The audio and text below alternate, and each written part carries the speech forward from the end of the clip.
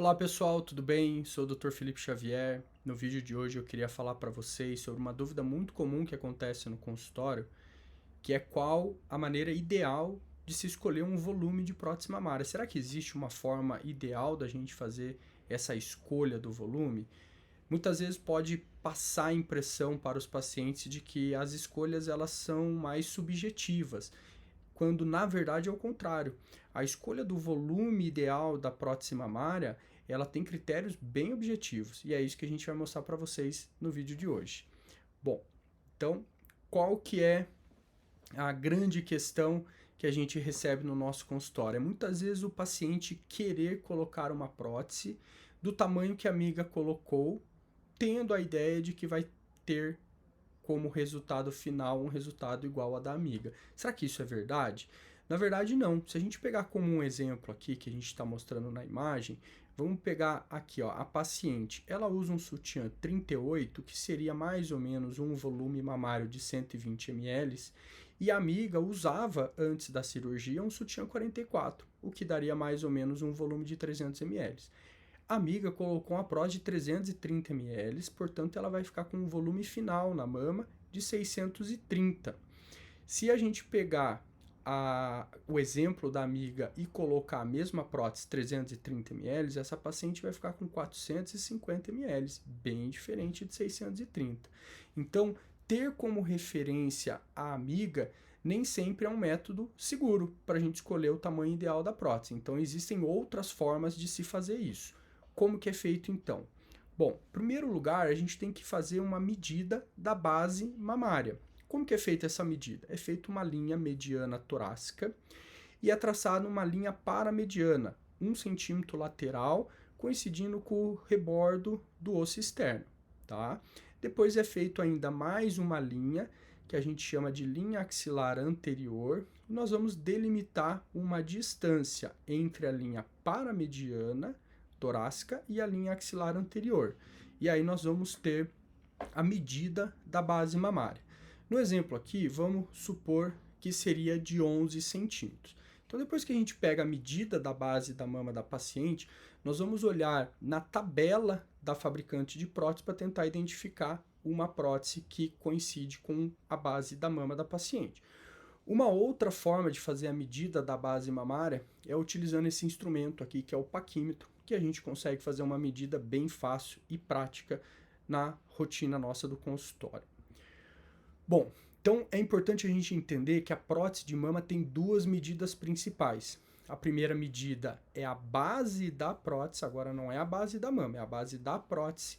E essa base da prótese é que vai ficar em contato com o tórax da paciente.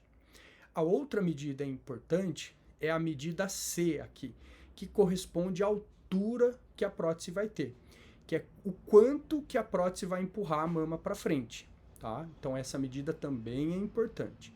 Para a gente agora, o que é importante é a medida da base da prótese. Então essa medida aqui é a base da prótese, que a gente vai chamar de medida A, tá?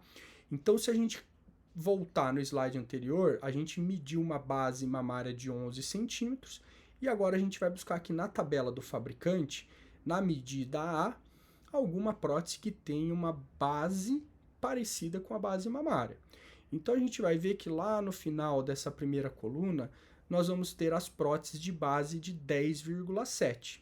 Nós vamos perceber que nós temos 4 modelos de prótese com base de 10,7, que seria uma base parecida com a base mamária de 11 centímetros.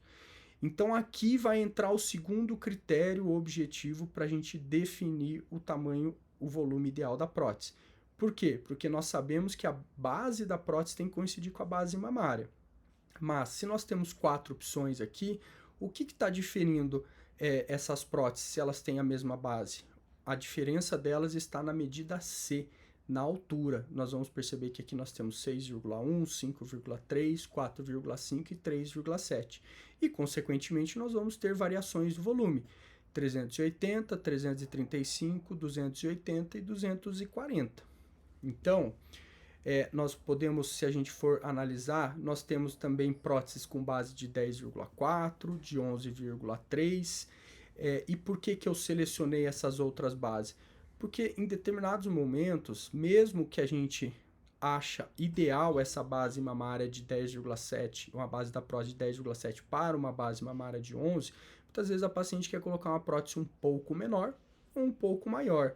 Não tem problema você ficar numa transição entre meio centímetro, né? Então é tolerável uma base de até 10,4 e também uma base de até 11,3, sendo o ideal aqui uma base de 10,7.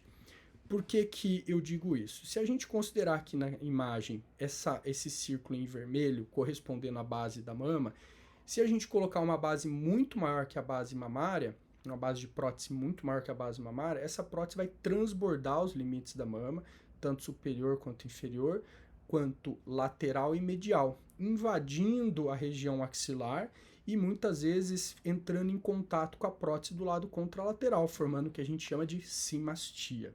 Por outro lado, se a gente coloca uma prótese muito menor do que a base mamária, essa prótese pode ter um espaço para se movimentar no interior da mama. Então isso também não é bom. O interessante é que a prótese fique firme, fixa. Bom, a outra medida que eu falei para vocês é a medida C, da altura da prótese. Essa medida, nós fazemos uma manobra de tração anterior da mama, para a gente ver o quanto que a mama tem de capacidade para se esticar anteriormente. Isso é importante, porque às vezes a gente está lá, escolheu uma prótese com uma base de 10,7, mas a mama tem uma capacidade muito limitada de tração anterior. Então nós vamos ter que selecionar próteses de perfis menores, como prótese, por exemplo, moderada ou pequena. E quando a mama já tem uma capacidade de tração maior, a gente escolhe uma prótese de perfil alto e extra alto. Na verdade, para ser bem sincero aqui, é muito, muito raro a escolha das próteses de perfil pequeno.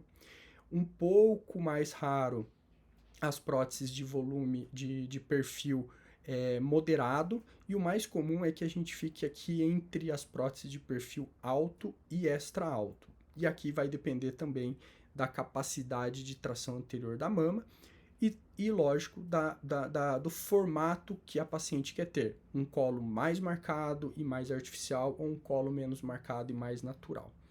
Bom, a manobra de tração anterior é essa daqui. Essa manobra, muitas vezes, ela é melhor realizada no intraoperatório, porque quando você descola a loja aonde você vai deixar a prótese, a mama ganha uma capacidade a mais de tração, então a gente consegue ter uma ideia melhor da capacidade de tração da mama no intraoperatório. Então, essa manobra é realizada para a gente decidir qual o perfil de prótese mamária.